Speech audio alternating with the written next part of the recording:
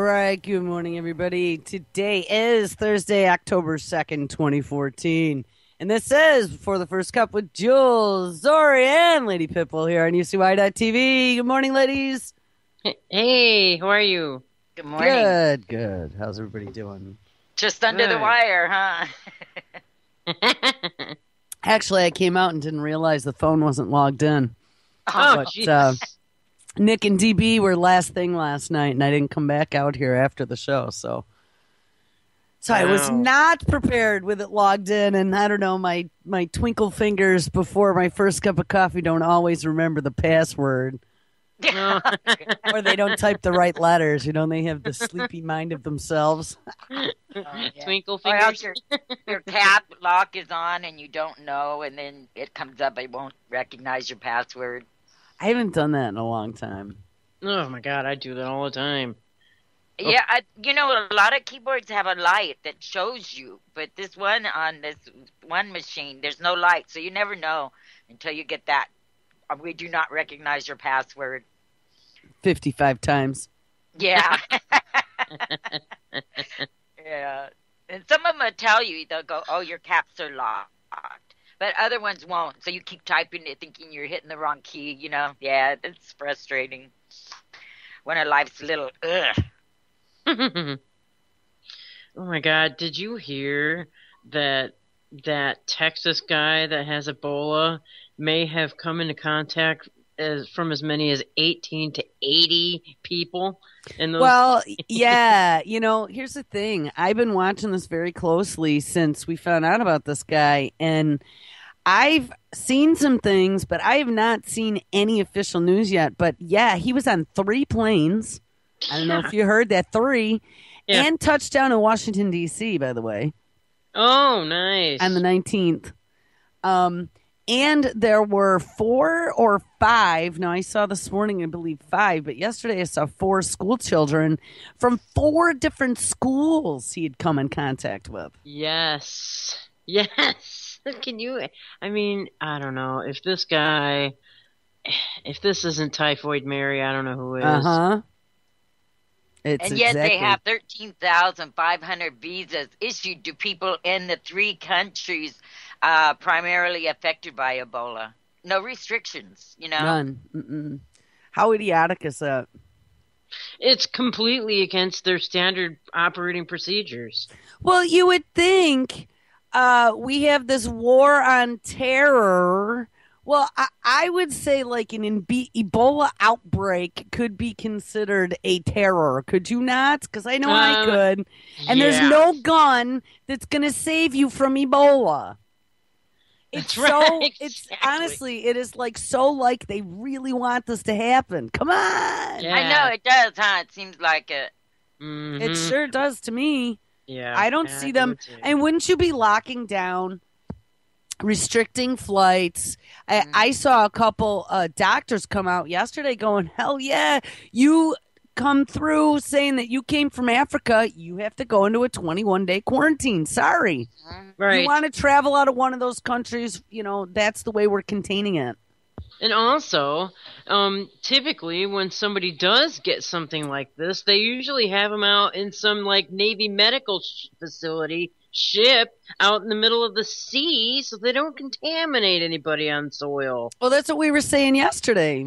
Yeah. Was some sort of sick ship or whatever off the coast. That's SOP. Totally standard operating procedure. And it's like they want the fear to be out there because now there's this intravirus 8D, and the symptoms are runny nose, a cough, a fever, same as a cold, Mm-hmm. But they're building that up too, and people are pulling the kids out of school, and you don't know what to believe. Is it fear factor or is it real? Well, you know what? Here it is. It is fear factor, and who the hell wouldn't be afraid? I'm going to tell you what. I start hearing anything even close to it being here, and I'm pulling my kid out of school.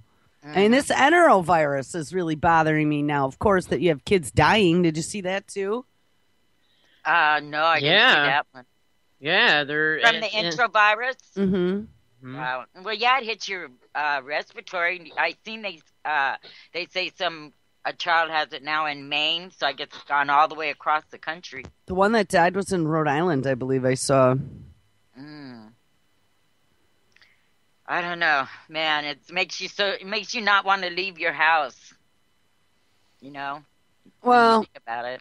I mean, it makes you wonder, just as we watch this whole progression of events. I mean, let's back up. Let's rewind 2 or 3 months ago. Here's the thing, too. Who was I listening to the other day? And they were saying, oh, this Ebola thing's been going on for a few months. I started yelling. I'm like, a few months? We've been talking about this since March. Here. Right. On this show, we've been following this since March. And since March, what do we say? Watch, this is percolating. This is percolating. I mean, we knew it was going to come to this. So this is no big surprise. But if it was no big surprise to me, how is it no big surprise? How is it a big surprise to the head of the CDC, first of all? It's not a surprise. We're all bumping into each other, and nurses and doctors don't even know that if a patient comes in exhibiting flu symptoms saying, I just flew in from Liberia, to keep them at the hospital and put them in isolation. Why wouldn't you have a training team of like all your lead hospital staffs and the infectious disease units or whatever? You got to have people, at least for the state, what do they call them? State health departments. I mean, I know when my daughter got bitten by that tick and had the bullseye, we had the state infectious disease people working with the doctor about that's how to treat operating it. Procedure. Right. Absolutely. Right. So I don't understand how we have just been so woefully unprepared. We were so prepared to fly 4 doctors in. Oh, and then here's another thing. So check this out. Now, I was really thrown for a loop. So after dinner, I normally never do this. I turn on CNN for 20 minutes eating dinner, and it's usually to see what clips I'm going to catch the next morning when they all get posted, right? But yesterday, I really wanted to see, because things are moving pretty fast. They had the ambulance and the drivers that I saw that they quarantined, they tested negative, I believe. Yeah, well, now. Not right. Right. And remember, too, those guys drove around for a couple days as well. Until the guy ended up. Did they? Wait a minute. He went to the hospital.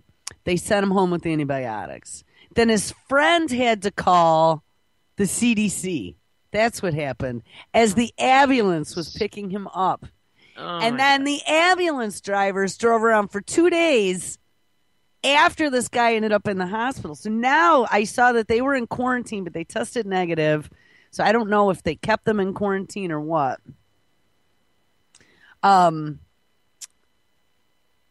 now I lost my point. What was I talking about before that? Being prepared for Ebola. For Ebola. Oh, yeah. So at dinner time, after dinner, I actually turned the TV on in the living room, and I figured I'd have it playing in the background while I was working on some of my other stuff. It's because I wanted to find out. I had heard 19 people, somebody had said in chat they had read, had been already in quarantine. I haven't seen that anywhere, even on the NBC DFW site for Dallas-Fort Worth. I was actually on their webpage and on their Facebook page kind of monitoring that. You figure it's local news. They'll probably have it first. And what does the chick on CNN say? They're asking her a question. She's standing outside the hospital, and, Wolf or whoever's interviewing her, and they're asking her questions. And they said, so are they going to give him that experimental vaccine? Now, remember that? That was the special experimental serum. Yeah, the one that was fast-tracked. But do you know what she said? She said, no, I'm not aware of them going to be using any type of special serums. And as for that vaccine, they're out of that. What? Yeah. Now, wait a second. I was like, whoa, there's a right turn in the game plan. Why are they out of it now? Interesting. Now, GlaxoSmithKline there was millions sitting there waiting for them to be made. Now, my friend was telling me that he had read that GlaxoSmithKline wasn't going to charge anyone, that they said they weren't. They were going to give it away. Which, seeing all the corruption charges they have against them, maybe they were told to give it away. But you would think with Q4 profits at risk right now, they'd be looking to bank, right? Yeah. A public company. Now, the fact that it's all gone, yet we've had all this DARPA funding, like $7 million went in again in April with that Techmira for DARPA funding to do that GMO tobacco vaccine. Where's all that stuff? Like all of a sudden now we have it on the shores. We had it to go sending it all over to freaking Africa, and now it hits our shores. And that's the only little piece that I've seen about a vaccine mentioned anywhere was when they asked that reporter yesterday, and she's like, like she kind of stumbled over a word. She's like, oh no, they're all out of that vaccine. I was like, what? Yeah, even that one doctor that they released, saying he was cured, he never even said anything about a vaccine. When he just said he was treated. No one.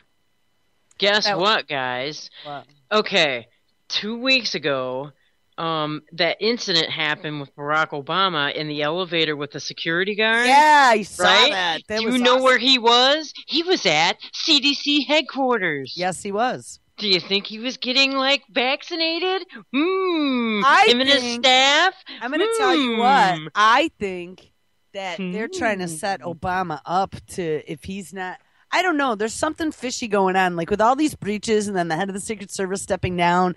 And yeah, then in the hearing, it comes out that while Barry was at the CDC last week or the week before, some contractor with a sidearm got into the elevator with him and nobody knew about it. Right, and right. Yeah. That came out in the hearing. And I guess even the White House, Barry didn't even know. Right. So they were like, oh, we just found out today. Yeah, they're like, holy shit. So here's my thing. Do you think someone's threatening him? Like, do you think he's... Because I don't know. I sometimes think that he's just as evil as the rest of them. And then sometimes I think, well, he's just kind of a dopey guy. I mean, maybe he's being blackmailed. Well, right. I mean, I think maybe they're holding his feet to the fire to do shit he doesn't want to do. And now, because that almost seemed like 3 in a row. Those were like little threats, weren't they? Yeah, that's crossed my mind too.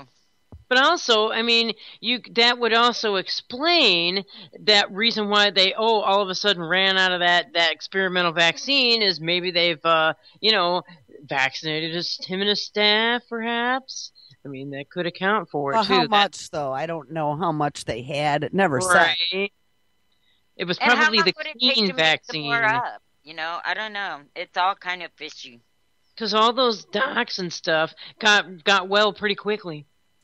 Yeah, well, which made me wonder if they ever really were sick and this wasn't some bullshit thing to start selling these new vaccinations and terror and bioterror. Because then remember, that was right when they started talking about ISIS coming here, Lone Wolf, and there was a whole big clip on them then being bioterrorists. Right, and exactly. If you've noticed, there's been a lot of calls for a reinvestigation of 9/11, and they are terrified of that. That would change the whole ballpark if they did that. I was just listening to the guy that is the head of the Architects for Truth, and he was just on Dane's show. Richard Gage. Yeah, and they gotta be afraid of that because there's so much proof that it was an inside job now, and so they gotta get everybody scared again. So. Well, that fear factor really works in. Yeah, and why that's so huge, Zorie, is because that was ground zero, literally, for the war on terror. Yeah. So if we played Jenga, or the first World Trade Center bombing in the basement, and knocked that puppy down, their whole tower of protecting us against terror would crumble now, wouldn't it? Yeah, and then people would start wondering, well, is geoengineering, is that really going on? It would change everything if that truth came out, because it changed our whole outlook in life in this country just because when those towers went down. I mean, look at everything they've gained. all the rights we've lost. You know, I don't know. I think they're just running scared now because too many people want that investigation open. I don't think they're going to be able to sidetrack it much longer. Well, you know, that in that interview that Gage did with Dane, and we re-aired that. I don't know if you know, Zorie, that I've been rebroading his weekly show. Yeah, I did. Yeah, we were running it Wednesday nights, but Jonathan and Steven had a schedule change, so they jumped over to Wednesday nights. Actually, yesterday was their first night at 8 p.m. Eastern. So I flip-flopped where I was running Dane's rebroad to Tuesday nights in the 8 o'clock slot Eastern, and it actually works out pretty nice there. So we have Chuck Ocelli first, then Dane's rebroad for the week, then G. Michael Hoff with his All Things Apocalypse, then Primer Time with Hammy and Nick, and then Prepper Chick. So it works out really nice in that slot, I think. Yeah, it does, because, like, I miss his show a lot of times on Saturday. Like, we just had that march last Saturday, and it was during his show. So I love being able to catch the rebroad. It's great. And I think a lot of people do. Actually, the last couple of weeks, I've been running around with my family being here and stuff. So I haven't, you know, I've gotten things set up for the weekend, but I haven't been here. Like Yeah, and on weekends I'm usually pretty busy, so I love these rebroads. I mean, it's awesome to be able to go back and listen to him. And also this guy, Gates, where else did I see him? I think he was on RT. He was on something else other than Dane, too. I mean, he's starting to make the rounds, and, you know, he has, 2,200 other architects behind him on this, and they have a big... Did you get that thing that they have in New York, that big... the billboard. Yes. Yeah, he had been on Chuck's show. I know once for certain because I listened to it. He was supposed to then be on for the 9/11 special, but then I don't remember what happened, but I didn't catch that night. But yeah, they've been pushing for this, and they had, and they may still have, that huge billboard in New York City. But what I was going to bring up is we had talked about this the other day with Ahmadinejad in Iran, how they turned the former U.S. embassy into a 9/11 Truth Museum. And I heard Richard say that he had been invited to Iran. Did you hear that? Yeah. There was an international conference there that he spoke at about it, too. Well, you know, this affects the whole world. That 9/11, I mean, it got us into wars. I mean, look at all, I mean, it's astronomical the amount of the effect of 9/11 and all those lies have on this country and other countries. It's going to be a ball breaker when this. Well, because it changed everything. It literally did. I mean, it changed everything. It set the stage for the next 10 plus years. And think about this. If it was Jenga and those bottom blocks got pulled out, I mean, honestly, we've talked about this before, how this is all like a relationship, right? Even the whole Obama thing, that birth certificate, you know, I would not listen to anything anyone said until I saw the fake birth certificate on the White House website. That was like a cheating boyfriend. You, and then you're going to wonder if he's cheated on you on You'll never trust else. him again. Sorry. Right. And you know what? When you've broken that trust, when I've believed in you and supported you and you've broken that trust, I don't care if it's a personal relationship or a public one. It's the same effect. And so, yes, 9/11, this has been the police state protecting you because of these terrorists. And if this ever came out to be that it was all orchestrated and the dancing Saudis were partially behind it, which of course... Dancing Israelis. And the dancing Israelis. And it looks like they're the same crew that are all behind ISIS now. Right. And, you know, another... And the Qataris. I think the only person in this country, the only person probably in the world that thinks that 9/11 wasn't an inside job is Dick Cheney, the one behind it all. And it's only because they gave him the DARPA mind wipe. They got rid of parts. Yeah, had cybernetic parts. They just went poof. Yeah. Yes, it was not an inside job. Poof. He was their first experiment in replacing memories. That would probably be their first mass memory replacement, do you think? It could be. But just think, I mean, you know, Bush, I mean, they would put him up on criminal charges. I don't care what kind of amnesty he gave himself and Cheney and stuff. They would go after them and anyone that followed and everyone that went for the war. I mean, it's going to come out. It's just a matter of time. And I don't know. I think it's going to come out soon. And I truly think that's why all this fear factor to get everybody distracted from this guy who's making appearances everywhere. Well, speaking about fear factor distraction, and it wasn't really even fear factor, it was more distraction. So Ebola, would you not think at the top of the hour national news, that would be the top story? Or the enterovirus, now that it's died, right? What is it for 25 freaking minutes? Oh, the secret, what do they call them? Secret Service head steps down. Yeah, yep. That's all they talked about. And they had analysts, and they had this. I was like, are you kidding me? This was like, what was the last thing that happened? And all they talked about for 2 weeks was Bin Laden's porn they found. Yeah. Don't you remember that? Every night at dinner, all they're talking about is Bin Laden's porn stash they found when they supposedly found Bin Laden and then, whoops, accidentally dropped him in the ocean. Yeah. Yep. Everything, and that's all related to 9/11 too, though, in a way, I mean, all these stories, you hear people all over the place talking about it, and they don't want that. That's their biggest fear. So you got to get the border. Look at, what was it Obama said? He said, oh, well, we have precautions at the border to examine people that even look like they're sick coming across the border. Yeah. Excuse me. Just like, I mean, can you remember like health class in 1982? You can identify someone with AIDS. I mean, it's like, oh, you don't have an STD. How would you know that? Right. Well, here's the thing, and this is what I kind of wanted to get out here, especially really quick before these workers get here. And I got to step out for a minute. He put through executive order on the NDAA that he rammed through without congressional approval, a revised list of quarantinable communicable diseases.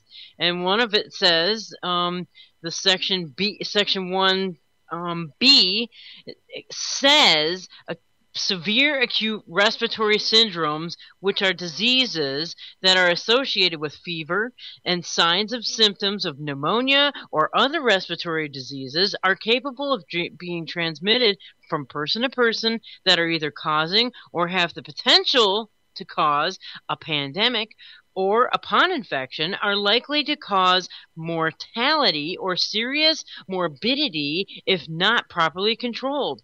This subsection does not apply to influenza. So how in the hell are they going to, decide or pick out just by sight, who's got influenza, who's got Ebola, who's got the respiratory illness that's going around? You know what I mean? I mean, it's the same. It's weird. They're just going to, clamp down on everybody who's coughing and sneezing and wheezing. Right.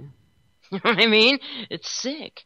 And so what's scary, too, is that some of the early symptoms of Ebola are kind of similar to enterovirus, too. That's right. Enterovirus. That's what I was trying to think. And the common cold. Yeah. So how are they going to distinguish? Right. They're not. So quarantine everybody. That's right. Or give everyone injections just to be safe. Yeah. Mandatory injections. That's crazy. So I just read it. Bam, there's the executive order right from whitehouse.gov. So was that executive order? Did you just say that? Yes. Matter of fact, I just posted it in our little... Yeah, can you drop that to me? I was actually reading some other news here, trying to figure some things out. Thank you. It's right in there right now. Right from whitehouse.gov. Right from the horse's mouth. The horse's butt, actually. And Obama changes his mind from day to day. We're going to have boots on the ground. We're not going to have boots on the ground. We're going to do airstrikes. We're not going to get involved in this and that. And then the next day he's, it's all really wacky out there. Yeah. Very wacky indeed. Oh, my God. Here, let me... Oh, go ahead. And the shootings now, look at how many changes that happened since Sandy Hook and all that. And I was just reading the FBI's report on how many deaths have been caused by shootings compared to deaths done by personal, like your feet, your fists, and knives. Uh-oh, I got something in the background. But yeah, there's so many contradictions out there. Check this out. Well, the department. Go for it. Before you got off the topic of shooting, I was just going to mention that was a dot that I kind of connected yesterday, thinking about these two or three now different incidences with Barry over the last couple weeks, right? And one happened to be a former Iraq vet with PTSD who hopped the fence, right? Yeah. Think about this. So, remember what happened to Ronald Reagan? And remember that when his bodyguard got shot, isn't that how the legislation went through for the assault rifles? The Brady Bill. The Brady Bill, exactly. And Brady just died, I believe, just recently. Yeah. So think about this. Oh, Obama can't get his gun legislation that he's been shooting for now, no pun intended, for a couple years. Whoops, an attempt. Whoops, the president almost gets popped. Oh, executive order, executive action. That's because right. It's going to make all those people who are sitting on the fence, who are like, nah, I don't know. We still need them for personal protection, to all of a sudden get emotional about it. Just like, the fear factor, shock and awe, and get them to jump behind it. And we don't even have to be behind it if it's an executive order. But I'm just saying, history repeats itself. And when I started seeing now 3 attempts, whack, whack, whack, of just, breaches, and then this woman steps down, and now it's headline news, not the Ebola, not the enterovirus. I'm like, what? Why is this? All right, great, there were breaches, but it's not like it doesn't happen all the time. Right. So I'm sure it does. I'm sure there's close calls. But I think that's a setup. In the middle of all this confusion, he can get what he wanted. Exactly. I think you're right. And it comes right at the time. You saw that, Zorie, right? That, what's his name? Your governor, Brown. Oh, Brown. Yeah. Brown Eye. Brown Eye passed that whacked out law we talked about. Where if someone thinks you're mentally unstable, friend or family member, they can blow you in and they'll take your weapons temporarily. Yeah. Right. Like anything's temporarily. It's the new snitch law. Mm-hmm. Yeah. Temporarily permanent. So, all right, that's all I wanted to say. I just want to kind of draw those dots because I really think that that's part of what some of that is about. I think you're right. And then couple that with the medical tyranny. Oh, you don't get these vaccines? Well, we're going to just come and disarm you. You know what I mean? Be scared. Be very, very scared. Or martial law. That would be easy. Martial law means disarmament. That's correct. Exactly. No constitutional rights at all. No. House to house visits. Yep. To make sure you're complying. So I would be careful if I went to the doctor with the sniffles.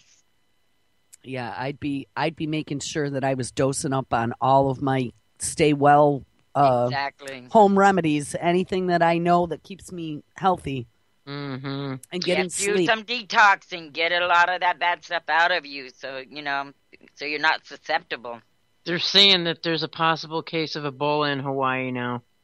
Mm-hmm. No shit. Yeah. Department of Health has confirmed that a patient is currently in isolation undergoing testing in Honolulu. It says Dr. V. Ray said the patient could have a number of illnesses, including Ebola, flu, malaria, and typhoid. All have the same symptoms. Yeah, that's right. So he wouldn't confirm any details about the patient, symptoms, or where the person had recently traveled to. Oh, or if you know what I mean? So, and that's the same kind of crap they pulled when I read that article yesterday about this guy in Dallas before they knew that he actually had the Ebola. They were like, oh, they're not confirming about where this guy had traveled. Same crap. Same thing here. So Hawaii, you're not isolated. Get this: the superintendent of Dallas schools was just on public radio, Oh. And he was saying that they speak over 32 languages in Dallas. Oh, my God. So isn't that like a big melting pot of international mess?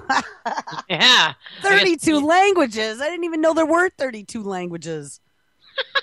I guess parents are pulling their kids from school. Yeah, I saw that yesterday. Well, if they say there might be a case in where I lived, of course you're going to pull your kids out. Me too. I mean, I don't know. Last couple of days, I haven't been feeling very well, and I was getting a little bit nervous just because I had all my family come in internationally. And look at, this is another way to get into people's house. They're trying to track down all these people that guy came in contact. So if you've flown in recently. No, Zorie, no. They said they are not going to contact anyone on the planes because you want to know why? He wasn't exhibiting symptoms. Oh, I know that. I got that. I was like, how nuts is that? I think that they should be. They should be finding all those people. Well, there's a number of countries that have already shut down the flights from Africa. I think the UK has. Yeah, there were 2 European countries I saw. And we're still handing out visas. Yeah, exactly. And letting them fly in willy-nilly. I mean, this is really nuts, guys. To me, it seems like they are just begging for this to happen. Oh, hell yeah. This will be the best thing for their military-industrial complex here at home. Mm-hmm. You know, Tom Ridge. I just saw Tom Ridge pop up like a whack-a-mole again. So we'll have to find him talking about lone wolves. You know, this is all part of the plan. This will allow them to get granular now to the point of your health care. Remember, Barry had talked about those pesky HIPAA laws. Yeah. Well, I think this removes all modicum of privacy if you declare a state of emergency for some sort of pandemic. That's right. Tom Ridge, that stinking toupee-wearing slime ball. And they're going to both extremes with this, like isolating a guy who has no symptoms at all, and yet letting people come across the border and shipping them out to all the states, that do show signs. I think it's to keep people confused. I don't know. Now you see, in the meantime, actually, here, let me connect myself because I very, very, very vaguely remember this. And though there was not the fear factor that they have now. And again, who even knows? I mean, I think it's real in Africa. Did it come from a fruit bat or from a U.S. lab, a Department of Defense lab somewhere? Well, we created it, Yeah, I'm almost thinking that it was more the defense lab and not the fruit bat, but hey. So I think in Africa it's real. I think that the fact that it is mutating 300 times, and again, I'm going to find that story again that I talked about a few times that we read once about all the mutations from person to person and how that's never been seen before, of course. The mutation rate, I think, is artificial. I think that that's something that's been manufactured into the virus itself. But we had an outbreak in 1989 in the U.S. Of Ebola? Well, yeah. 20 people in a lab, though. Right.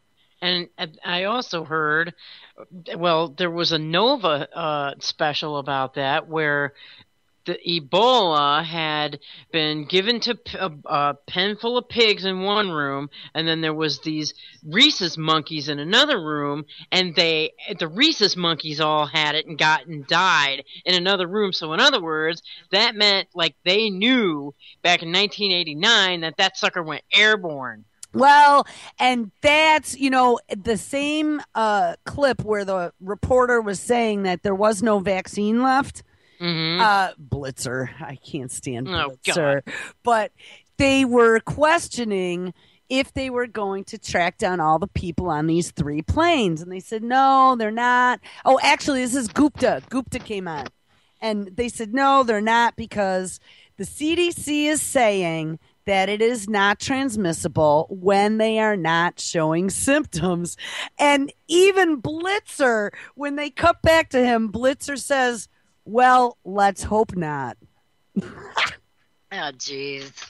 So, absolutely. And I mean, we read a story, too, a few weeks back, right? I had only known of 5 doctors or 6 doctors that had got infected. A bunch had come here. They sent one to Spain that died. There might have been one more over in Europe that they had sent back for treatment.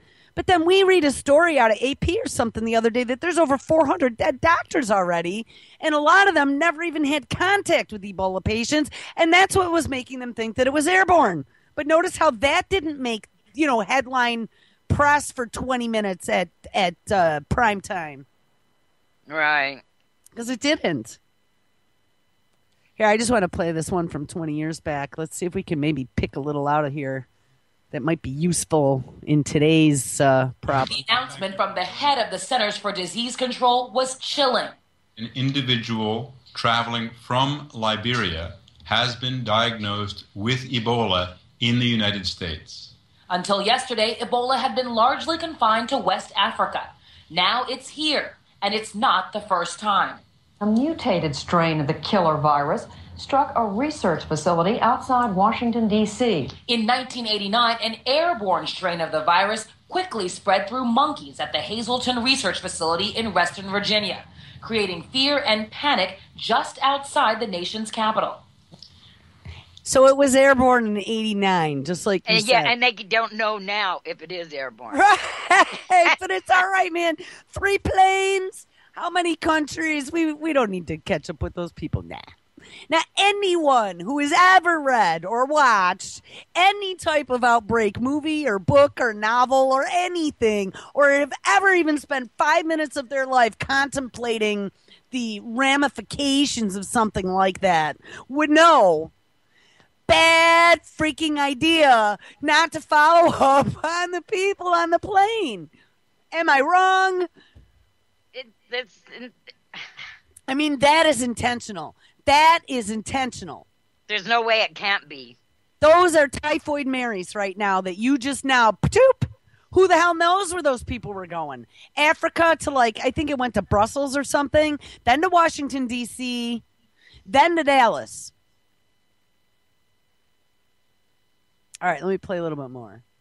Richard Preston chronicled the outbreak in his bestseller, The Hot Zone. Monkeys were dying with nosebleeds. There was blood all over the place. And it was clearly a highly potentially infective environment loaded with Ebola virus. Dr. Jerry Jacks was in charge of the Reston facility where the outbreak occurred. We had one event where we had a monkey get loose in one of our rooms. The monkey didn't want to get caught, and he was smart about that. And, we had a hard time catching him. In the end, that particular subspecies of Ebola, dubbed the Reston strain, proved fatal only to the monkeys. But that didn't stop the fear that an outbreak could happen here, like the one depicted in the movie Outbreak. And if one of them has got it, then 10 of them have got it. We can't stop it. The threat of Ebola spreading in the United States may have been low at that time, but the concerns about an epidemic were real. The most optimistic projection USAM RID is willing to make for the spread of the virus is this: 24 hours, 36 hours, 48 hours. Professor David Heyman helped investigate the first Ebola outbreak in Africa in 1976. Ebola is a disease which is fairly easy controlled, but at the same time... I'm going to stop for a second. Did she say the first outbreak was in 76? Zorie. Oh, I'm sorry. I had my mute on. Yes, they did. Exactly. So how suspicious is that? The first ever. Mm-hmm. And just appeared. And when they first came out with Ebola, it's never been seen before. Uh-huh. Well, I mean, think about how many other strains of things came out right around that time. 50s, 60s, Castro, assassination attempts with vaccines. Yeah. And now, of course, we have dengue, and the chickamauga. I don't really even know how to say that, but I call it the chickamauga virus. I mean, that shit's spreading all over the place now like crazy. And I believe those are both hemorrhagic fevers. Mm-hmm. And I saw in Brazil, they just released these GMO mosquitoes now to combat dengue fever. The first time in 45 years, 50 years in Japan. They just got it, remember? Mm-hmm. Mysteriously. But here's the one thing that I was going to bring up earlier today, and we kind of got a little bit sidetracked, is the fact that rewind from a few months ago and remember how the CDC was just leaving vials of virulent material sitting wantonly on top of filing cabinets for 20 years. Right. I don't know. This is just, to me, it cannot be this much of a comedy of errors of bumping idiots, okay? This has to be, bumping idiots is the screen, but I believe that it is actually some pretty evil people behind this that are making this all happen. And I had heard stories about, let's call it quote unquote future New World Order plans where people had come out and said that they knew about this, that, and the other thing. And I'm just going to tell you that all the reactions from everything, of course they couldn't give stuff away, but oh my God, you couldn't do this to humanity. It's going to be so horrible. When I think about something that would be so horrible, I mean, something like this, especially a hemorrhagic fever, watching friends and family bleed out, and though they're saying, oh, it's not quite like that, I got to tell you, I've seen some pretty horrific pictures of bodies covered in bloody ulcers.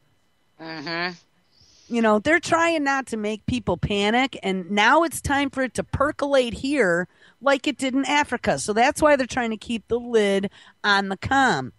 That's why they're not encouraging people to wash their hands or to be aware. Just like when Fukushima happened, like I'd said back in the 50s, they had their public service announcements teaching people how to keep their livestock out of fallout, how to stay out of fallout, how to keep it off your food. I mean, it was more common sense.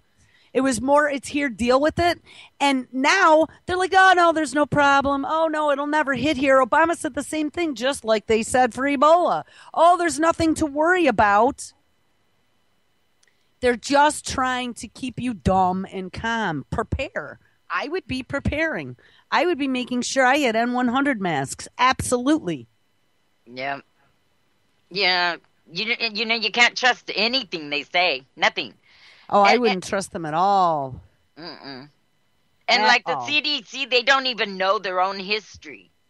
Well, the guy that runs the CDC, he looks like a doofus, honestly. Have you watched the way he talks and stuff? I mean... And he don't know nothing. No, he doesn't. I don't know. He's like another dumb puppet that they just stuck into the place and they give him a script to say. Mm-hmm. Just what I think most of them are today. I mean, do we really have anyone with any intelligence or free thought, free will, that's in charge? Because any of them that are get shut up. Mm-hmm. I heard Ron Paul come out the other day. I don't know if you caught. I'm going to apologize. Yes, I caught part of an AJ episode the other day, but it was because Ron Paul was on as a guest, and I hadn't heard him in a while. And he was coming out pretty hard against everything that's going on right now. And against us going after ISIS and bombing everybody and whatever. Mm-hmm. But, people like that, they get disabled is what happens. Right. They remove them from any place where they're going to have any credibility. Right. Or they just disappear. Yeah. Yeah. Nobody. Right. Yeah. Here, I'm going to play the rest of this anyway, about the one from 89. It's a disease which is very terrifying to people and which causes great human suffering and death. The current Ebola patient being treated in a Dallas, Texas hospital is in serious condition. Health officials are working to contact and monitor anyone who may have come into contact with him. Once again, the concerns are real. We wish it were somewhere else, but the fact is it's here. So they say that they're looking to contact, but yesterday they specifically said when questioned that they are not going to contact the people on the plane. Right. And what gets me is the guy has no symptoms. So what made them put him in quarantine in the first place? Just because he does have symptoms. He was very sick. He puked all over outside the apartment complex before he ended up in the hospital. Oh, that's right. That's right. I'm sorry. I was thinking about the first time that he went and he said that he was sick and he'd come from Liberia and they just handed him some antibiotics and they sent him home. And then 2 days later, he had to be taken to the hospital in an ambulance. He was throwing up everywhere. Which, I wonder what they did with all the puke outside the apartment complex. That's what came to my mind. Who cleaned that up? I don't know. And is it going to be like releasing Ebola spores? I mean, how does that release? Who knows? Yeah. I mean, I don't know. I don't know. Do you have to touch it? Do you have to be near it? Can it float in the air? Well, they said in that 89 clip, I'm pretty sure they said that they thought it was airborne. It's airborne, yeah. Mm-hmm. And now they can't make up their mind if it is or it isn't. Well, 300 or 400 dead doctors already, many of whom didn't come into contact with any patients, is kind of a scary thought. If it's even true. Yeah. Well, why would they even say that if it wasn't true?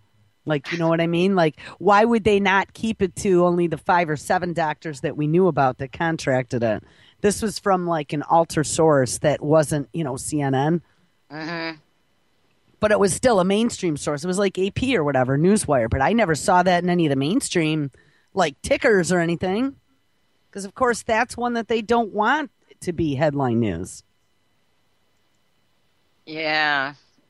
I don't know. It's so hard anymore, I mean, especially if you go back and then you find that they're lying again about things. Well, here's the thing, Zorie. To not create panic, they're only going to tell you that 5 or 6 doctors got it. But the real truth is that 300 or 400 doctors got it, and none of them were even necessarily near Ebola patients. Wouldn't that create panic? Sure would. So why would they make that headline news? Not yet. Right? That's if true. you found out 300 or 400 doctors have already died treating this, are you going to feel safe and confident in the fact that all these bozos are walking around saying that we don't have to worry about it here, even though we got people here and we're not really tracking what's going on? Nah. And I think here's the ace in the hole for them. We got that Hajj. That's what we were talking about yesterday, this pilgrimage to Mecca in Saudi Arabia going on right now. And these people are all coming from Ebola-infected countries. And not all of them. They're coming from all over the world. That's a requirement for Muslims, is to make their pilgrimage once every couple years or whatever. We were going to read about that yesterday. Oh, I hadn't caught that. Here, I'm going to play this clip. Here's about them testing people coming from Nigeria to Saudi Arabia for this Hajj. Okay. Oh.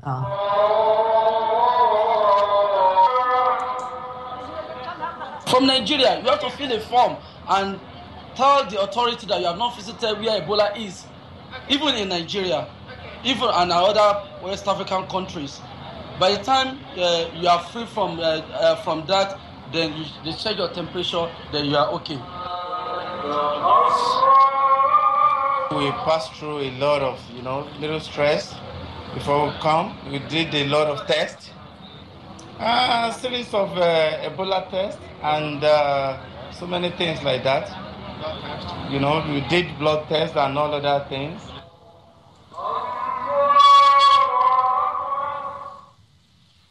It's at the end.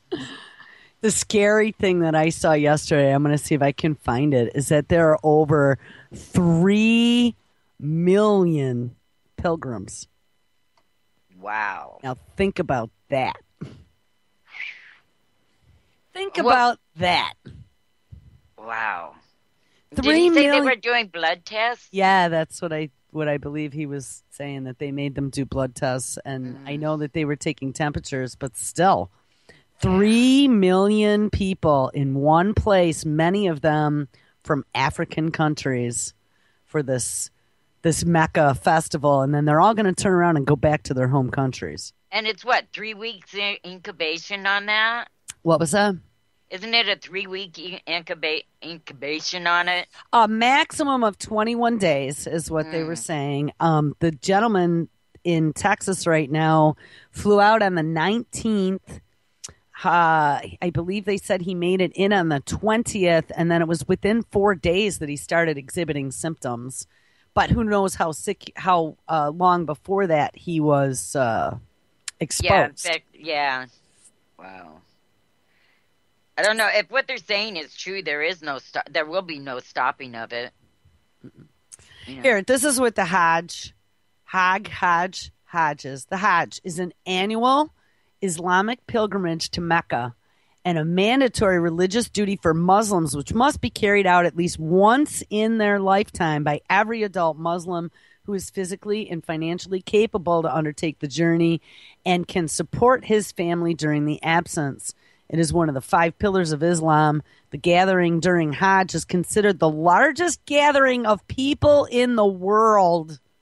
The state of being physically and financially capable of performing Hajj is called, I don't know, some Muslim word, istita, and a Muslim who fulfills this condition is called a mustati. The Hajj is a demonstration of the solidarity of the Muslim people and their submission to God Allah. The word Hajj means to intend a journey, which connotes both the outward act of a journey and the inward act of intentions. Now, all I got to say is this scares the shit out of me. Yeah, because all those people, they go there, they get infected, they all go home to their other... Well, yeah, and not only that, we're talking the largest gathering in the world of people, 3 million plus. And, I mean, these might just be all good religious people. Or maybe there's all kinds of crazy radicals there who want to infect everybody. Think about it. You know, instead of strapping a bomb to your chest, infect yourself with Ebola and go to Hajj. Yeah. It's a pretty scary thought. You'd still get the Vestal Virgins. Yeah. Right? Active jihad. Think about it. That really scares me because I think that that's a huge possibility. And, you know, for any of the radical Muslims, wouldn't that be a win for them? Because Muslim would be what brought it down. Think about it. Exactly. Yeah, it's a scary thought.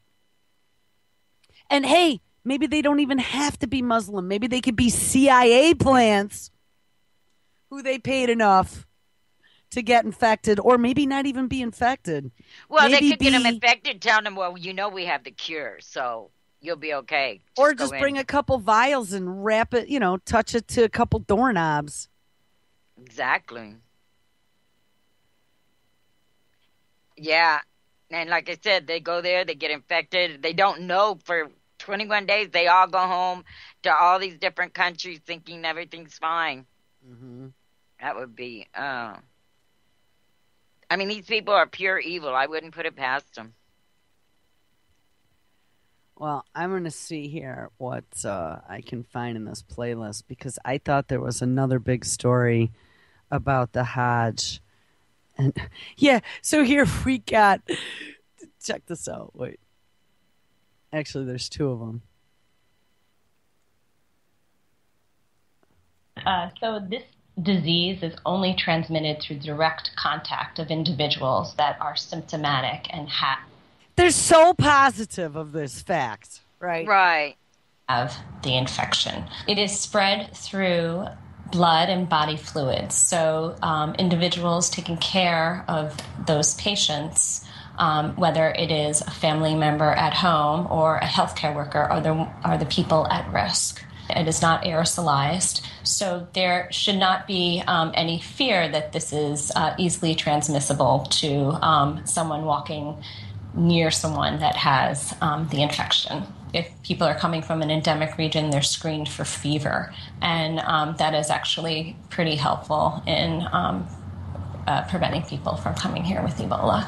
We obviously have a lot of travelers from West Africa that come into New York City. We have a lot of people that are from West Africa that live in New York City. So it is important that every hospital in New York, but really in the United States, is prepared. Yeah, New York would be a big disaster now, wouldn't it? Yeah, so they're checking everybody that comes in for a fever? Yeah, that's how they've been doing it. Wow. That's exactly how they've been doing it. They've been checking them for a fever. But hey, this dude, he wasn't showing symptoms on the plane. And I'm still not convinced, honestly, at all. I am not convinced that you cannot spread it when you're asymptomatic at all. I'm not. Oh, here I see. Mayor says Ebola patient had contact with 20 people. That was in Texas. I thought I'd heard that yesterday somewhere. There's a clip now. I just wanted to ask you first about this New York Times report. They're reporting that Mr. Duncan, just a few days before he left Liberia, had helped a pregnant woman, helped carry her. She, a few hours later, died of Ebola, and others who interacted with her at that time are either dead or sick. He would have known that she died. He was honest when he came to the hospital about the fact that he came from West Africa, from that area. Did he tell them also that he had been with someone who died of Ebola? I don't know exactly what that conversation took place. They were trained to take that information. They took that information, and Dr. Goop is right that the miscommunication happened. There's no excuse for it, and we're trying to get on with making sure that our citizens are safe here in Dallas. Who is responsible for that failure? Well, I think basically the hospital is first and foremost accountable for all their patients and their safety. I feel great about Presbyterian Hospital. It's historically a great one. My daughter was born there, and I've used it many, many times. Mm-hmm. When we deal with a tough situation like this, we've got to be perfect. In this case, they weren't. And what about the issue of the ambulance? I mean, even after this, the ambulance was used for another 2 days. I know it had been decontaminated, but it was still in service. Yeah. Now, obviously, that stopped. But was that also a mistake? Well, not at all, because they didn't. They assumed this person had some other illness. Once they came back and picked him up, they realized this guy was from West Africa, mm-hmm. and they then put all their gear in place. They had their protocol, and they followed it exactly. Those folks have been put in isolation at this point. The ambulance has been put in isolation. And once this thing kicked in, I think all the things were done correctly. But that early on decision was important. And one thing that confuses me in terms of what officials really know, and maybe hopefully you can help me understand this a little bit, because if the ambulance is now in isolation because they're worried the virus could be somewhere on it, at the same time they're saying, oh, it's not a hardy virus, it dies very quickly. Those two things seem to be, in conflict with each other. Yes. Now, are you comfortable that no one else has been infected by Mr. Duncan in Dallas at this point, or are you also unsure? Well, first of all, I think we've got to take every precaution, even though I don't believe that the ambulance is an issue. We know that he contacted some people, okay, up to maybe 20 individuals. We've got a cross-jurisdictional team tracking each of those individuals, interviewing them to make sure that there are no symptoms shown. As Dr. Gupta said, you cannot transfer this unless you are showing symptoms. And it takes a while to incubate this. So time is on our side mm-hmm. to make sure that we capture this and really nip it in the bud so nobody else gets infected. Hopefully in 21 days, everybody's healthy. And let me ask you the question about his identity. Obviously, the family and friends of Mr. Duncan relayed this to the media. The hospital wasn't releasing it. The airline wasn't releasing it. In this kind of a case, I guess I just have to ask you of such important public health, especially when we look at the future here, wouldn't this be a case where you would release the name? No. We are law-abiding governments here, and we've got health regulations, and we're going to make sure that the patient is first important. And then we're going to make sure that we followed up everybody he's contacted and make sure that they're not infected, and we monitor those individuals. But privacy is important to me, and I think to this government. I understand that, but what about people who might not know his name, might have come into contact with him and would only know if they saw a picture? So he wouldn't even know their name. Someone he touched when he was buying something at Walmart. I mean, that's frightening, isn't it? No question, and that's where we've got to play detective on this, retrace each of his steps, and find everybody that he's in contact with. So there you go. That's crazy. He says the ambulance isn't a worry, but yet it's quarantined. Right. And Erin Burnett brings up a good point. She's like, well, it sounds like a little bit in conflict. If you're so sure that it's not spread, then why? And that's exactly it, because I don't think that what they're saying is true. I think that they're just saying that there's no worry that it's not spread so it can percolate, because I've seen other things that have come out previously since we've been watching this since March, right? It's only become headlines in the last month or two, like and then real the headlines all conflict with each other. Mm-hmm. I think it's bullshit. I think that it most certainly can be. And if you remember very early on, there were those people who supposedly got off the plane in Italy. Do you remember? And they had said that they tested negative for it originally when they left Africa because it was a new strain. Okay. Yeah, I do kind of remember that. And then didn't they? And they had an outbreak in a different section of Africa that wasn't related, to that one, that Ebola one. There was that too. And there's a couple. So who knows right now? I think it's all a crock. Everything they're telling us is a crock. I think that be vigilant. Be very vigilant. And don't take all the precautions as if it is airborne. Absolutely. Yeah. And that is not fear-mongering at all. I don't understand why they're not encouraging people now. They're trying to make people laissez-faire, like don't care. Don't care. No, don't worry about it. It's all under control. Go to the mall, get in contact with lots of people. Well, and you'll see that there are lots of news stories right now how Africa's economy is getting absolutely decimated by this, which I find is very interesting because at the beginning, couple months back of this outbreak, Obama had all the African leaders to Washington to talk about economic cooperation. That's true. Mm-hmm. And now it's decimating the African nations' economies that have it. So who knows? There definitely is something not right afoot here. And the care they're giving those, like that guy who broke out of that hospital to go find food and water. They're not feeding them. They're not giving them water, which is the best defense, on getting through that. I saw a story the other day where there were over 1 million people in quarantine in one of those African nations right now. Wow. 1 million. I can actually... I have an Ebola playlist here that I've been keeping, so I'm sure I could find that here quickly. That's probably a lot of people. Yeah, it was probably from a few days ago, and I was like, what? Well, here's the one. CDC says Ebola outbreak could hit 1.4 million cases by January.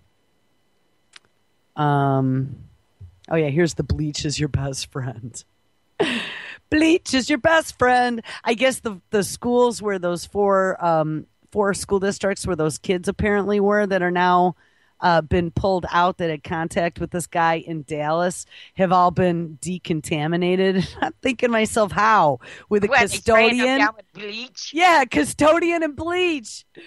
Jeez. Like, I don't know. I didn't see any details on it, but I'm sure they didn't did they send the CDC? They don't answer these kind of questions, and these are the kinds of questions we need answered. Oh, yeah. Yeah, I'm just scrolling through here. I want to find that. It was like Sierra Leone or Nigeria, one of those. I mean, they literally have... Oh, it's got to be here then. Unless it didn't... You know what? Let's listen to this one because I don't think we played this one when it came out about the Gates Foundation giving $50 million to the Ebola effort. Oh, I know. Whenever Gates' name's I know. brought up, it's right away. I know. Yeah. So here, let's listen to this one. Am I connected? Yeah. A new injection of private funding will target the Ebola outbreak in West Africa. The Bill and Melinda Gates Foundation announced today it will spend $50 million on the effort. That's in addition to $10 million already committed. The new money will go to the United Nations and other international groups to buy supplies and develop vaccines and therapies. And that's it. And if he's involved, it's going to be serious. Whenever he goes to help anything, it turns bad. Yeah, and Bill Gates always finds a way to hop on the vaccine train. Mm-hmm. Yeah. And, okay, if they have 1 million in quarantine, what are they?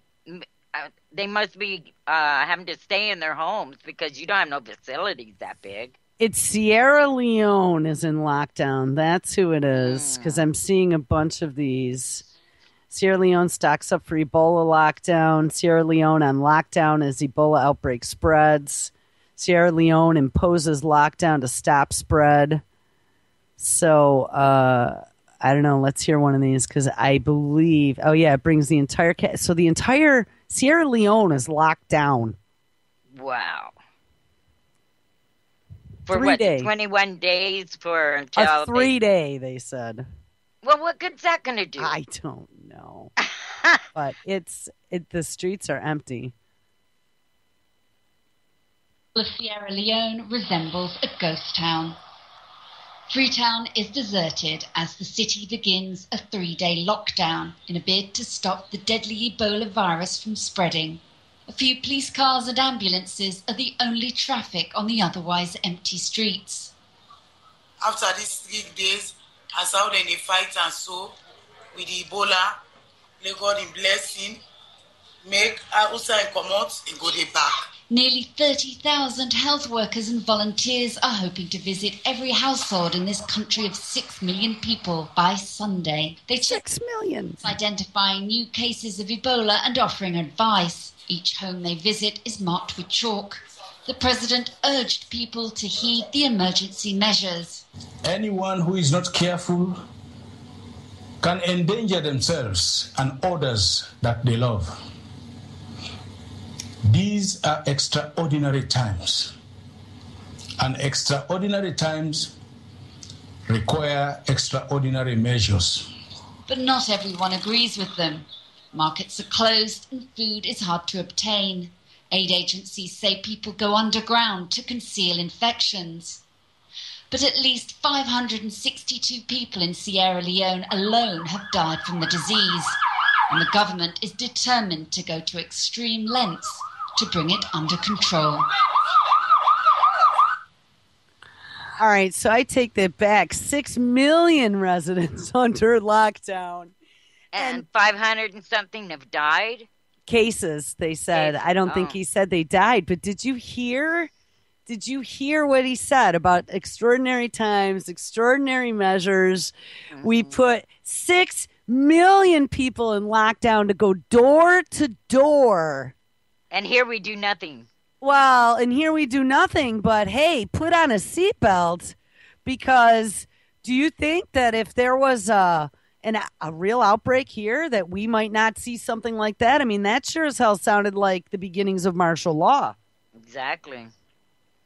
And I don't understand, for 3 days and they're going door to door and the incubation time is 21 days. It just doesn't make sense to me that this is going to stop anything.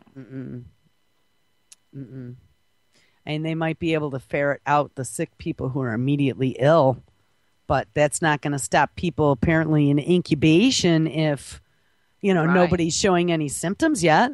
Right, and then they lift the quarantine and everyone goes back out, goes to work and does everything and then spreads it, because they say it can't be spread until it becomes active. Right, so they say. Yeah. There's so many questions with this, Yeah, I am. There was one other clip that I saw here. They talked about worst case scenario. And I mean, I really hate to listen to these because these are like all the horror books you've ever read. But, right. I want to hear what they're, because I did not watch this one. So I want to hear what they're saying is worst case scenario. Prospect of an even greater Ebola epidemic is keeping health officials all over Africa awake at night. Dr. Kevin DeCock, an American, is country director for the Centers for Disease Control in Kenya. He and members of his team have traveled to Liberia and the other affected countries in recent weeks. Our Jeffrey Brown spoke to him this weekend in Nairobi, Kenya. Dr. Kevin DeCock, thanks for talking to us. There's a report that a new estimate is in the works that may have a worst-case scenario of as high as 500,000 people. Can you comment on that? Yes, the doubling time of new cases of Ebola virus disease in Liberia is about every 20 days. So the total number of cases doubling about every 3 weeks. We're now up to 4,000 cases, reported cases, which may be a slight underestimate. So very rapidly, we do expect to see some tens of thousands of cases, and quite possibly by the end of the year, early next year, some hundreds of thousands, unless this is slowed down. This is exponential growth. So, I mean, at this point, this is out of control. At the moment, the increase in cases has been described as exponential, yes. And yes, clearly the epidemic in West Africa, in the three most affected countries, Liberia, Sierra Leone, and Guinea, I do think it's out of control, and many senior leaders have said that. You know Liberia and these countries well, and you were there fairly recently. These are countries that have little health infrastructure to begin with, right? What did you see? What did you see there? I think it needs to be emphasized that these are amongst the weakest states in the world. If you look at per capita income, Liberia per capita income is less than $500 per year. The literacy rate in Liberia is about 60%. These are very fragile countries. Sierra Leone and Liberia both have come out of civil wars. So infrastructure is weak, systems are weak, and it's a very difficult working environment. And for any country, an outbreak like this would be a challenge. But for these countries, it's very serious. Can you give me an example of what you saw there? To exemplify the kind of challenge for health workers? The health workers have paid a very heavy toll in this outbreak.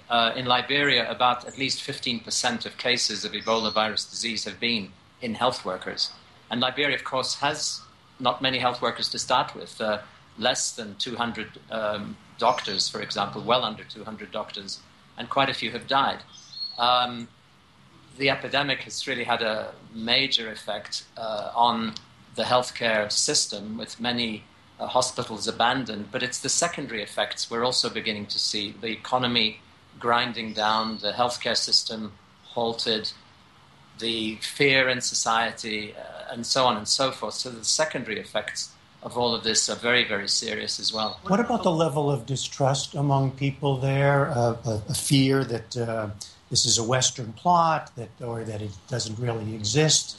How much is that a concern? How much is that an impediment to getting things done? It is an impediment, and I think we're all aware of the tragic deaths of colleagues in Guinea just a few days ago, people who were kidnapped and ended up being killed. It is a tremendous obstacle. It's gotten better in many places, but it remains a problem in some, particularly in some of the rural areas, in the three border areas. And then it's it also is accompanied by an opposite reaction, which is tremendous impatience that more is not being done. So you can understand. So it's a difficult working environment. We're sitting here in Nairobi, far away. Do you sense, or how much of a sense of fear, concern, even psychological concern, do you sense here? There's a low-level concern, and I think the government is doing the right things. They certainly are investing in preparedness, in screening at the airport of incoming travelers, particularly from West Africa, in strengthening surveillance and preparedness in hospitals, having an isolation facility ready, and so on. So the right things are being done. I think what this whole experience demonstrates is that we really are an interconnected world, and we have to pay attention to the weakest links in the chain, because we're a new world order, aren't we? Isn't that what this is proving? Yes. That how things can spiral out of control quickly from one region of the world to another, and so we must have global surveillance of all of these biological organisms, and where people travel, and the UN, what you eat and what you come into contact with. Think about it. Mm-hmm. Think about the groundwork that this is laying as the first, real out of control, massive outbreak pandemic. I mean, they've been chomping on this one for the last couple years now. Mm-hmm. Right? Swine flu didn't quite, it was swine flu, didn't quite pan out the way they had expected. Right. And Georgia Guidestones always comes to mind when you see massive amount of people. Well, did you see that somebody just put a cornerstone up there that said 2014 on it? Oh, no, I didn't. Oh, that was probably about a week ago. There were photographs of the Georgia Guidestone up right in the upper corner where the cross stone sits on top of it. Yeah. There's now a little, it looks like marble, whatever it's made out of, cornerstone on it that says 2014. That wasn't there before? I mean, it's been added No. or nobody just Yeah, noticed? it's been added. Whoa. Yes, it's been added. So I don't quite know what that means, but there have been quite a number of reports on that over the last couple weeks. Wow, now that's weird. Yeah, that is weird. All right, let's play the last little bit of this because he brought up a couple points. He brought up Yeah, he something did. about what they're doing at airports, and I do have some stuff on that because I want you guys to know like how paltry this is. Like they're making it sound like, oh yeah, let's keep air traffic open because we got it under control. Hell no! But yeah, they're saying that it's doubling, the number of people doubling in 20 days. And I found that article out of the Science Journal from Australia saying how it's mutating 300 times between hosts. So, yeah, this is nuts. This is nuts. I mean, I'd be locking down air traffic, period, right? And why, if this is, we're worried, and he said a couple 100,000, but the CDC, a couple videos later, says there could be up to 1.4 million cases by January. And if it's going at an exponential rate, which it would be if there's all these multiple mutations, and it's got to make you wonder if it's mutating that fast, would any vaccine besides keep up with it, right? Well, besides some sort of RNA vaccine that would go in and modify your DNA to, recognize whatever the action is that the virus takes in your body, would there really be anything that was effective against it? Because wouldn't that be your worst nightmare? A constantly fast mutating virus. Right. So, all right, here, let me play the last minute and a half of this. Vulnerability. Oh, wait, I'm going to stop. By the way, this dude is the director of the CDC Center for Global Health. So this is, he's a big dude. Yeah. He is shared between us all because of that. Because the government in Kenya has stopped flights between here and the West African countries. But people can still go via other countries, right? Yes, and the stopping of flights is something that needs to be discussed, actually. We discussed or changed? Is changed. that changed? I mean, the World Health Organization and CDC and other public health authorities, say that's probably not the best thing to do. It's understandable because it gives a false sense of security.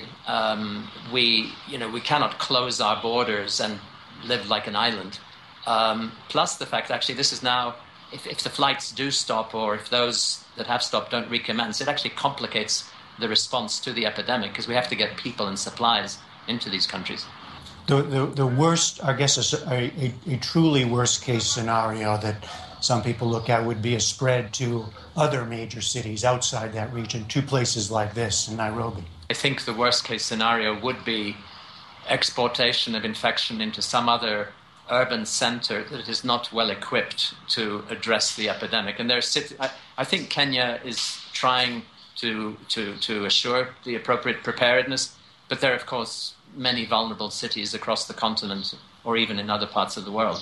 And so as we sit here, how concerned are you about the ability to control this or its spread? I think we can control this, but I think we're in this for quite a long time. We're in this for a long haul, and I think a lot more needs to be done. All right, Dr. Kevin DeCock of the CDC in Kenya, thank you. Thank you. Wow, Nairobi. My cousin was born in Nairobi. I should call him. I haven't talked to him in quite a number of years, but his mom was from South Africa, and he was born down there. She was in one of the, Dinah, one in the English colonies down there. Mm-hmm. And he lives here in Rochester. I should actually contact him and ask him. They got to still have family there, I would imagine, and see if he's got any inside scoop. Yeah, that would be good. And they say they can drive to the Georgia Guidestones, get a video of it, and then all in one day and let us know. Who's that? Lumperdiddle. Oh, cool. Yeah, I mean, do a couple searches. Over the last few days, there were a few reports, and I even think maybe Paul Joseph Watson did a story on it. Only because I like his accent. I know. I love listening to him. He's actually been hosting the show for a couple days, so I've been getting messages. So Paul Joseph Watson's on. I know. I usually watch, tune in when he's going to be there. Yeah, I usually don't tune in, but last few times I did. All right. So he had mentioned, though, about accusations of this being like a Western plot against Africa. Yeah, well, RT did a story the other day that there was a headline, I believe it was in one of the Liberian papers, that accused us of just that. Well, do you blame them? No, and you know what? Absolutely. I think, when you look at the imperialist ways and the fact that, we were going after Africa in this proxy war against China. Yeah. And, then all of a sudden, terrorists are everywhere in Africa, so we got to set up 4 or 5 drone bases and start dropping in troops. We helped drop in the French, and now we're all over the ground in Africa. And, now we're sending 3,000 troops in to battle Ebola. Where the hell are they? Have you seen them anywhere? And what are they supposed to do, shoot it? Well, they were going to be doing healthcare stuff, I guess. Mm. Yeah, those soldiers that are trained in healthcare and guns. I mean, I don't know. It's such a cluster right now. And you just heard the report, but after that, nothing. No, you heard nothing else. Nope. This is all just... And there was a doctor out of Detroit that we played a clip from a few weeks ago who said specifically that this whole Ebola thing was the way for the U.S. to imperialize Africa. And think about it. Decimate their economies, anything that's there, and then let's move in Halliburton. Well, why isn't anyone questioning how it got there? I mean, we created it. Now, how did it get there? It just appeared through fruit bats. Or then I saw cheetahs and monkeys. And, well, now we're not even sure how it got there. Yeah, here. But why wouldn't they think it was from us since we created it? Well, I mean, I don't know if I've seen any definitive proof that we've created it, but I would imagine. The patent. Well, and I have. There's that patent, but does anyone really know what the story is behind that? Like, I've seen some documentation, but I haven't been proven. Maybe it was a pharmaceutical company that had some Ebola patent that was working on a vaccine, because they have been working on a vaccine for many, many years. Right. Well, the patent is from 1976. Right, and so they had that outbreak back then. Right. Something that got away from them, like Lyme disease, and if they really got away on, I think Lyme disease was an intentional release up in the Thousand Islands and some mosquitoes. And I wouldn't be surprised if this Ebola wasn't planned. Well, here, let's hit this RT one. The U.S. accused of manufacturing Ebola. I'm going to fast forward her music, though, because I don't like this music. If it lets me. Yeah, all right, back it up, Chuck. Here we go. The U.S. just pledged $500 million in funding from the Department of Defense to fight Ebola. The U.S. Agency for International Development will also distribute 400,000 protective kits with sanitizer and gloves, primarily in Liberia. So you'd think the Liberians would see the U.S. as a partner in eradicating this terrible outbreak. But you'd be wrong, because it's more like they see the U.S. as the cause of Ebola. The Liberian Daily Observer, which is the largest newspaper in Liberia, just published an article on their front page with the headline, Ebola AIDS manufactured by Western Pharmaceuticals, U.S. DoD. The article basically accuses the U.S. of manufacturing this Ebola outbreak in what they call an American military medical industry scheme to use Africa as a testing ground for bioweapons.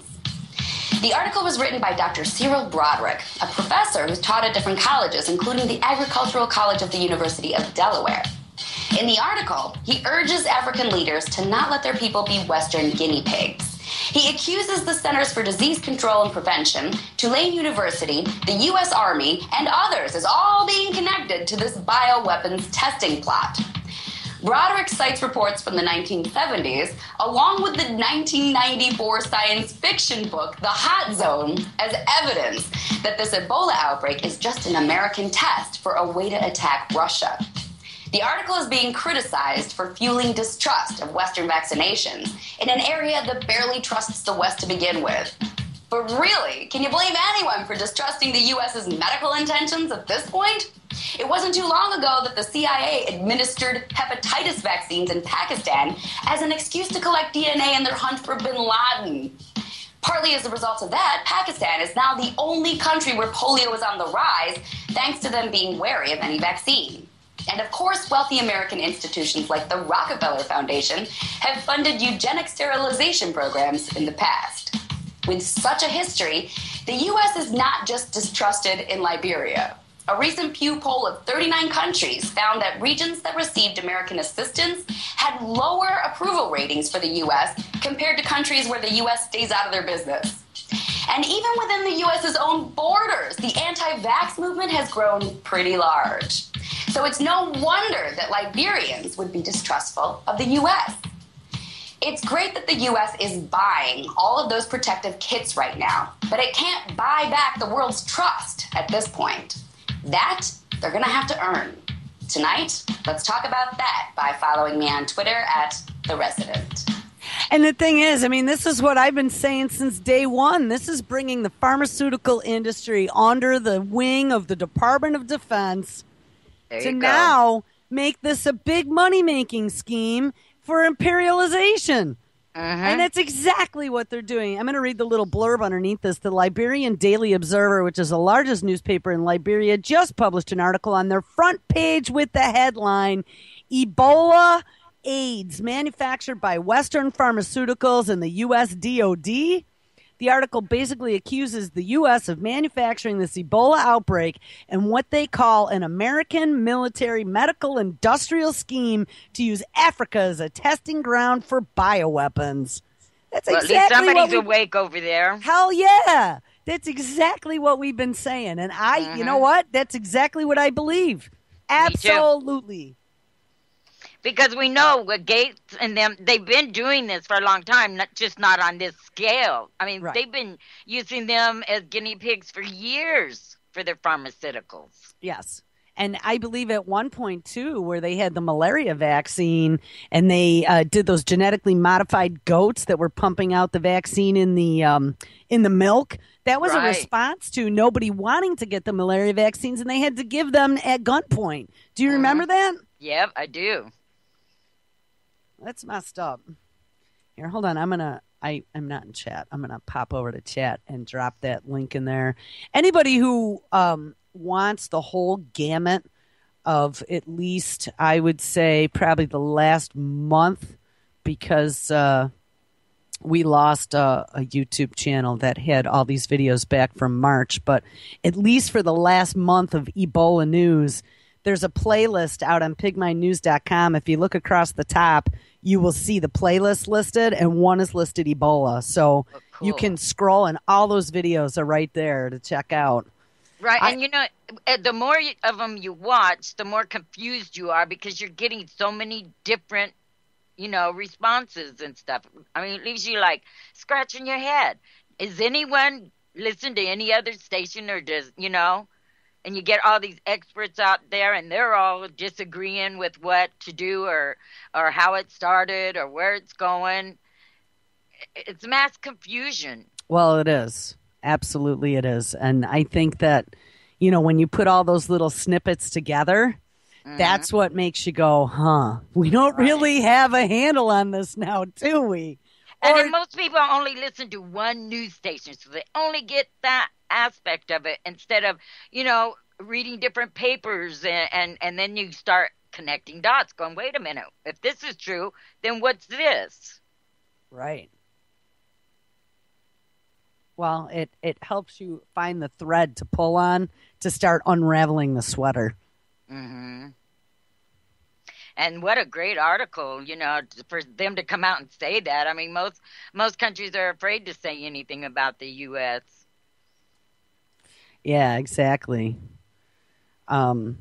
Here, I found this Australian publication that I was talking about. This is Science Alert, sciencealert.com.au. They actually have great stories. This is from August 30th. I read this when it first came out. The Ebola virus is mutating faster in humans than in animal hosts. It says a study that some early researchers in Sierra Leone gave their lives for has yielded incredibly important results, reports ABC Science. The study, published in Science, reveals the rates of mutation in the deadly Ebola virus that has so far claimed the lives of more than 1,000. So it was 1,000 September 30th. Here we are a month later, October 2nd, and it's almost near 4,000. Samples taken from 78 infected individuals show that during the early outbreak, more than 300 genetic changes occurred as the virus moved from person to person. Scientists say the virus is mutating about twice as fast in humans than it was in its animals hosts, such as fruit bats. The team used a technique called deep sequencing, which allowed them to track changes in genetic sequences between different patients and within different cells inside of a single patient. The research revealed that the virus's protein coding has changed, which could suggest that it is now better able to bind to human cells and evade the immune system. The mutations may be significant if they reduce the effectiveness of diagnostic tests and treatment currently is being developed. The data was pre-published online, and Erica Ullman Sapphire of the Scripps Research Institute in the U.S. says that her lab has already checked whether the mutations will affect the drug that they are developing to fight Ebola. It appears they do not, but further tests are required to see if other drugs are still going to work. The Ebola virus is likely to spread further, and the World Health Organization reports that some 20,000 people, this was before they jacked it up to 1.4 million, are at risk for infection. So there you go. Wow. If it's mutating 300 mutations from host to host, that can't be normal. That's crazy. That is crazy. Wash your hands, folks. Yeah. A lot. I don't know. Don't put your hands to your mouth or your face. Oh, that's what I told my daughter. Don't touch your eyes. Don't touch your mouth. Your ears. Your nose. Anything where you could get, even taking your finger and rubbing your eye.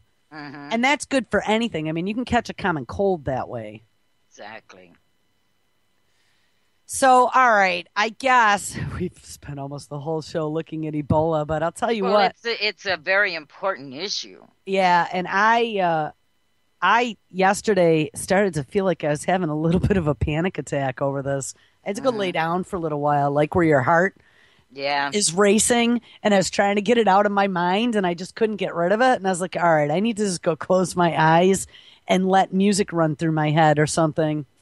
Yeah, yesterday I spent a lot of time cleaning with my hydrogen peroxide, the food grade, and it disinfects better than bleach. I was just wiping down everything, and it's not that I'm scared. It's that I want to, I'm cautious, and that's where everyone should be. You don't want to panic, but you want to make certain things very important. If you go shopping, go home, wash your hands, do you hear them saying that in any of these clips? No. No, not at all. Just don't worry about it. Mm-hmm. They should at least be encouraging good hygiene. Exactly. I heard one little clip in one of them that said wash your hands often. But that people don't realize how very, very important that is, or, you're handling money. I know. And how long does it live outside the body? No one has told us. Maybe it's not airborne, but could fluids on cash get you sick? Mm-hmm. That might be a good way to all of a sudden get rid of cash and go to cashless. Ooh, there's another Think about that, right? Yeah, because they've been trying to do that for a while. Yeah, the spread of money. I actually posted a story yesterday. I don't know what publication it was from, where to prevent hoarding in Argentina, I believe, all the grocery stores are fingerprinting now. Hmm? Yeah. So they're keeping track of what? Well, they keep. Oh, track of Venezuela.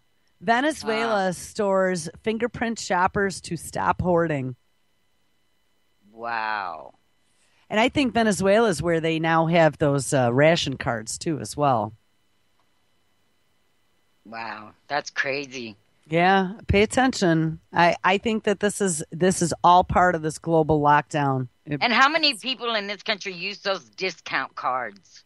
That they're keeping track there too. Yeah, well, that's all going to go on your Obamacare list as to what you ate, why you have the third arm growing out of your forehead. Oh, look, she ate Pop-Tarts. Yeah. Or, oh, look, she had that funky new GMO 2, what we called organic Monsanto under another label vegetable. Yeah.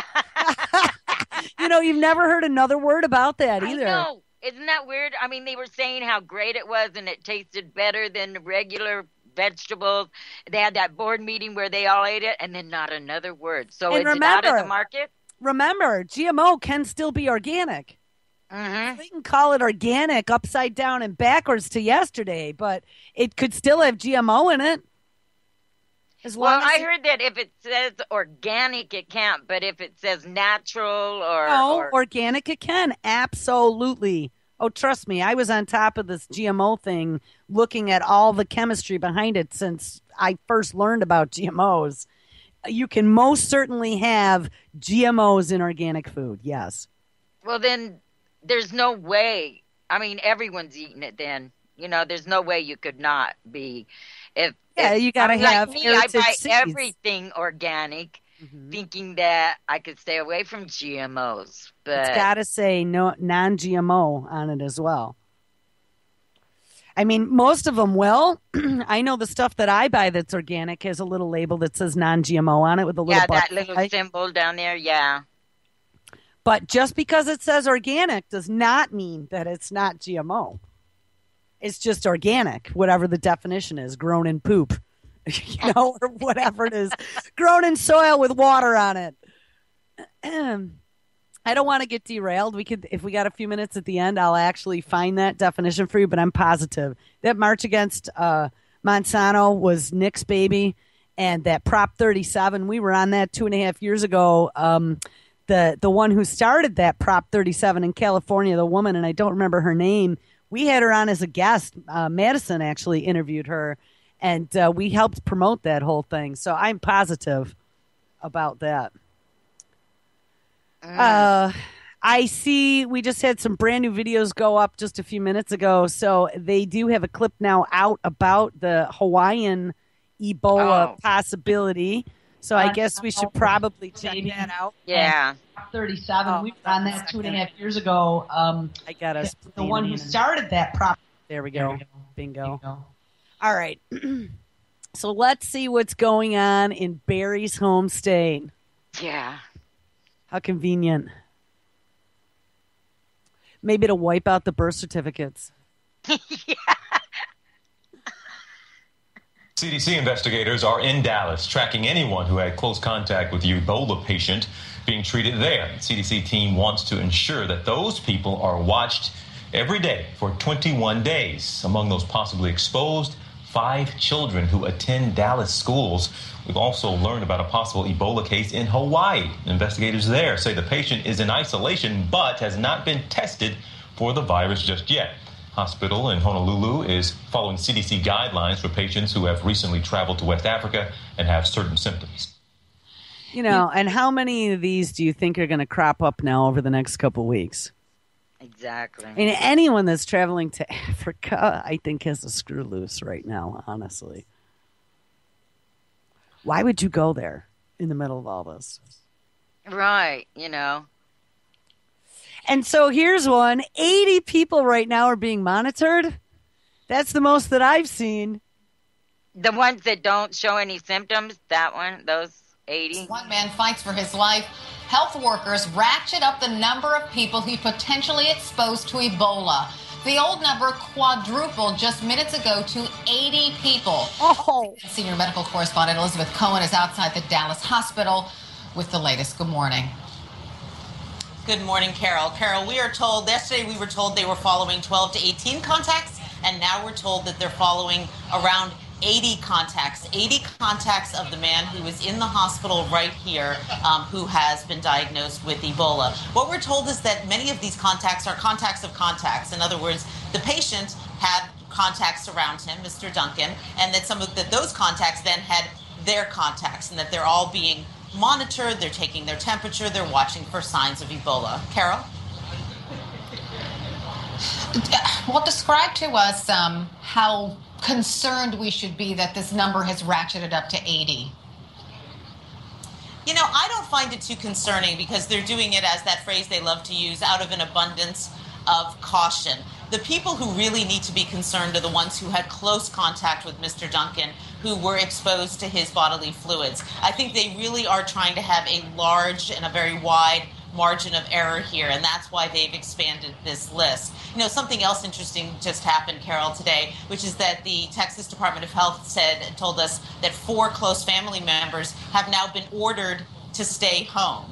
They said that these family members were instructed to stay home back on Tuesday, but they said that there were some challenges. The family had some challenges meeting those instructions, and so now they've actually legally ordered them to stay inside their homes until October 19th. It's a little concerning to hear that they had challenges meeting those instructions. You have to wonder, what were they doing? Were they out and about? Were they with other people? Those are questions that we asked and were not answered. Or going to work. Or school. I mean, those kids, there were 5 kids now, I heard, in 4 different school districts. The kids are also, I saw, under quarantine or whatever they're going to call it, out of an abundance of caution. And, you know, notice nobody is talking about him vomiting outside of the apartment. Yeah, it hasn't been brought up at all. Mm-mm. It was actually on Yahoo yesterday. Hold on one second. I'm going to see if I can find that. And why wasn't it mandatory that they stay in their homes? You know, we had a hard time, complying. We had to go to school or we had to go to work and now they're making it mandatory. Here, listen to this. Dallas Ebola patient vomited outside apartment on way to hospital. This was Reuters. 2 days after he was sent home from the Dallas hospital, because remember, he went once, told them he had been in Africa. They sent him home with antibiotics.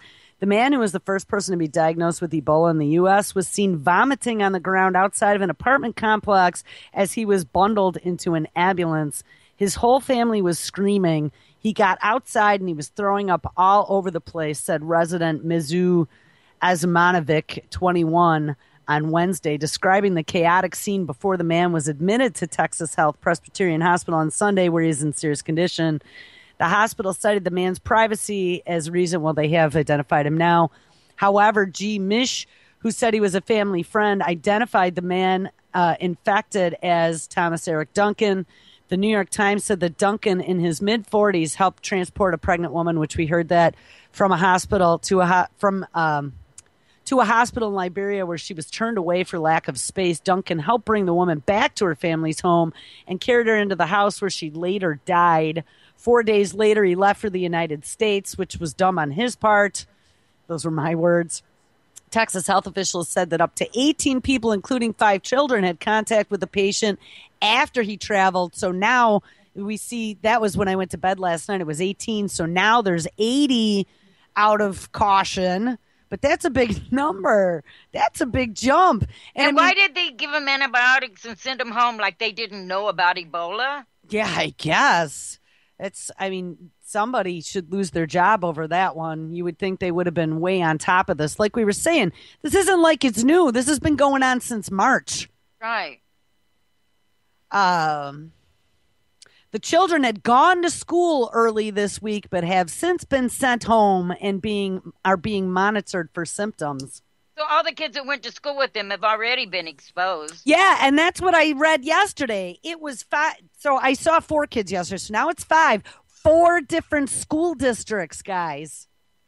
So I don't know. Are they really districts? If they're all living in the same place, maybe 4 different schools, like elementary, middle, intermediate, and high. You know what I mean? they're not saying where the school is. I mean, obviously it's in Dallas somewhere. And that's crazy in itself. No wonder people are pulling their kids out of all schools. Exactly. And they're not making a big case out of that. I was told this morning that they quote unquote disinfected the schools, but I haven't seen any stories on that. And what, like I said, so what, you got a custodian with a spray bleach bottle? Right.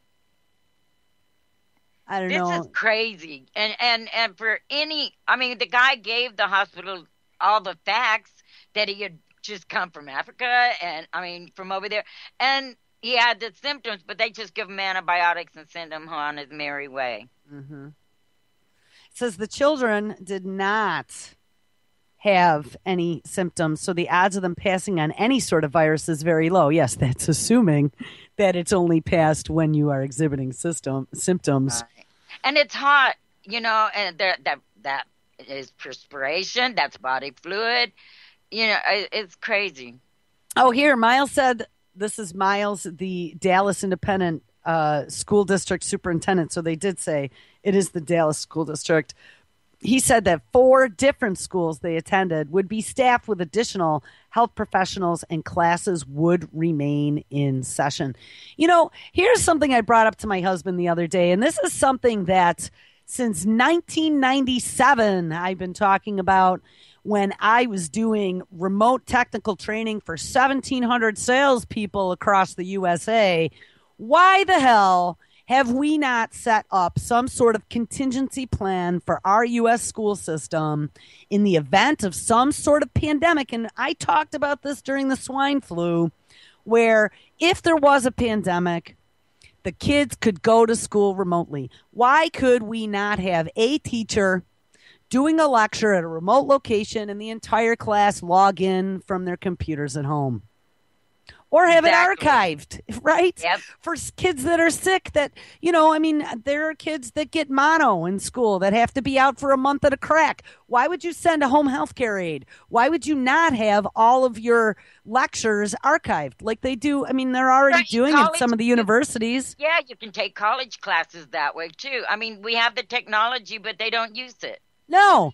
And, I mean, these lower, not lower end schools, elementary through high schools. I mean, they are like cesspools for illness. Mm-hmm. And there are multiple times where I've seen they've had to shut schools down for 2 or 3 days to get a handle on an outbreak. You know, whether or lice or anything like that. When they can get online and not miss any of their. I mean, for God's sake, it's not going to cost $1 million. I could probably do it for them for a few $100, get them set up with archiving. Using YouTube even. Set them all to private if you don't want them to be public and give the kids a link. Exactly. With a login on the school website. I mean, literally, we could do it for a few $100. Each school district. I could do it. I've been doing this stuff for years. It would be no biggie. Yeah. It makes me angry that my school dollars are going to, you know, not for anything that would protect my kid. Mm-hmm.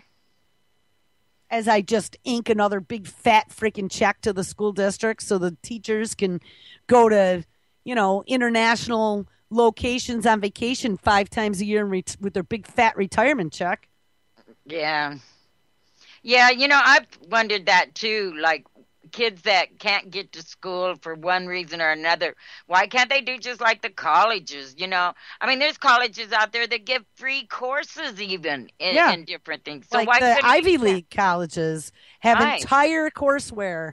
I don't remember which one, but maybe it was Princeton or MIT. One of them. Or I one know. of them has their full courseware online with all the homework, the projects, everything. Everything. You just don't get a degree, but you get all that knowledge. Well, one of them was actually offering a certificate program. So Yeah, but no you have to degree, pay for but that. just a certificate, huh? Yeah, you're right. They do offer the certificate that shows that you took the course. Right. So that you took it. But hey, I can tell you what, back from 18 to 21 years old, though I took 4.5 years worth of college and got my degree, the abundance of my learning has been the last 20 years on my own. So what the hell does a piece of paper mean anyway? You know, Right. to get a job, yes. But for my actual knowledge and learning and what I know, absolutely not. I didn't have to be sitting in a classroom with someone beating a ruler over my head to make me learn. Yeah, they don't want anything that's going to be to, bring a solution to anything. It's always and it always has to cost lots of money or it's no good. Well, I think I need to approach the school board and design an e-learning portal. I mean, how dumb is that? Microsoft had it since the late 90s. They bought it from Placeware. So, I mean, there's already a Microsoft solution out there. And doesn't Microsoft have their education program? Yes, they do, for licensing, for really cheap software that they give to schools. Not that I'm advocating Microsoft, but hey, if you're going to go running around Africa giving $50 million for vaccines, invest some of that money here at home. Right, and creating malaria goats. Why aren't we spending it here on our kids? You're stuffing this dumbass fucking creative core. I mean, I've been watching this math stuff, and I got to tell you, for somebody who took AP Math and English all throughout my education, it is the dumbest shit I have ever seen. Isn't it? Bill Gates is behind pushing all this Common Core garbage. They made agreements with the schools to accept it without even knowing what it was when it did come out. Well, it's garbage. I'm teaching my kid the right way. I told her, I said, that's like dumb math. That's like math for dumb people. Take 103 steps to do a problem that you could do it in 2 steps. Yeah. Yeah. And the kids are all scratching their heads going, what? I mean, my kid is a smart kid. She's all confused. I'm like, well, why are they showing you how to do it like that?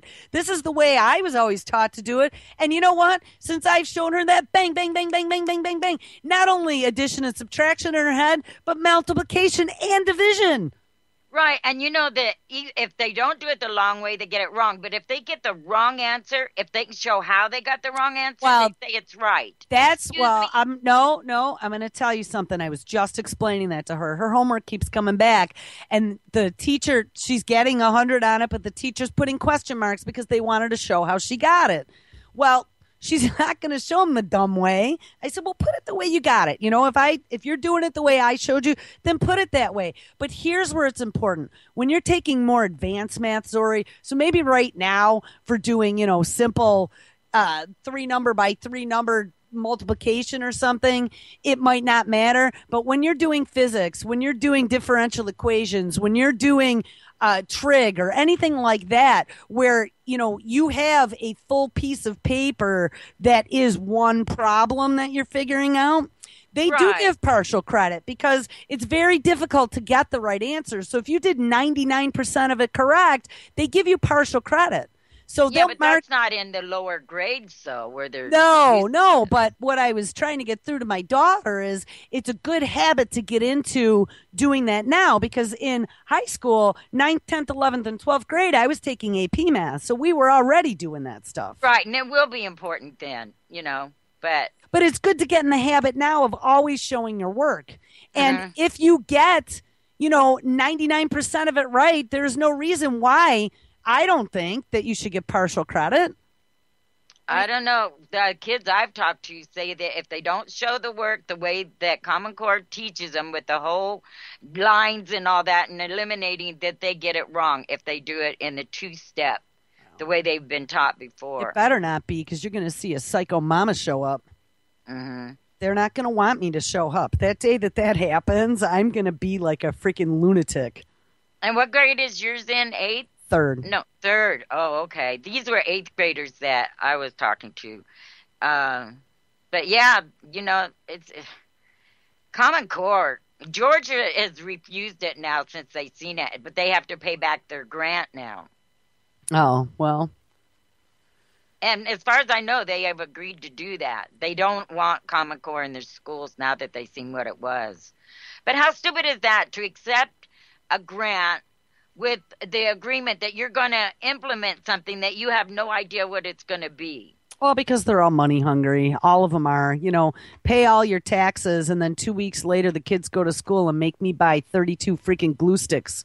And every kid had to bring in 32 freaking glue sticks because we can't afford it.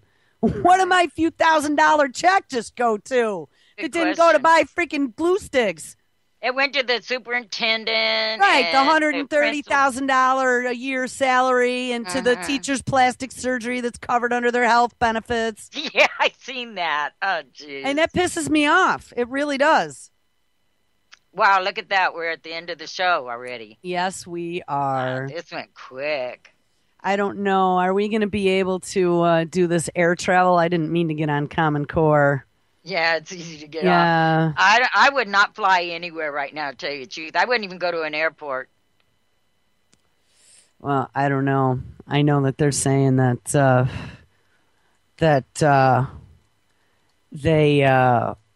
you're not going to get it on a plane, but I don't know. Like you were saying about money, can it spread on money? Hey, how about the guy might not have been showing symptoms, but wasn't he rubbing his head all over the seat and his hands? And he might have hacking into. He went and took a leak in the bathroom and didn't wash them. Who knows?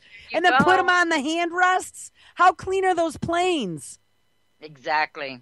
They don't sterilize those planes. They're filthy when you get in them. I get freaked out about getting lice when I get on a plane. Oh, I never thought of it. You know, because your head's always sitting on the headrest. Who the hell knows was there before you? You know, when you got lice eggs and shit? Ooh, Think about that. They should have those things like they have in the dentist's office, you know. Where or like on the toilet seat. Right. Yeah. Yeah, it's going to get crazier, folks. Put on a seatbelt. So I hope I didn't get people all freaked out because that was not my plan. But I got to tell you guys, since the 70s, this has absolutely been one of my worst fears. Mm-hmm. I mean, honestly, personally, for like personal Jules, one of my worst fears that I never wanted to see happen, this. Yep. This is the scariest out. The Stand. Read The Stand. I read The Stand in 79. And I was like, oh, my God, that can't happen, can it? What is it? The Stand? The Stand by Stephen King, yeah. Oh, okay. That's way back. Yeah. But it was a great, great, great book. But I got to tell you, it scared the living shit out of me. And it was something that got out of the CDC that then the guy who was working on it ran and grabbed his family and got into a car and they took off. And then they ended up unconscious. The whole family was dead except for him. And in his last dying moments, he hits a gas pump in some little hillbilly 2-bit town in Texas. And that's how it all started. Well, remember, they tell us ahead of time what's going to happen. It's up to us. Stephen King's a truther too, you know. So, All right, guys. Well, we're down to the last 20 seconds of the show. Thank you so much for being on today, Zorie. And thank you, Lady Pitbull, wherever you are. I know she had workers coming to the house today. Make sure you guys stick around. It is Thursday. Mr. Kevin Blanche is up next. Tonight we have live Chuck Ocelli, Jefferson Republic. Hopefully he'll be back tonight. Double Crossed with Drew and Chuck. And then Off Grid Journey in 11. All right, people. Everybody stay safe. Wash your hands. Wash your hands. Bye-bye. All right, we'll catch up with you guys tomorrow.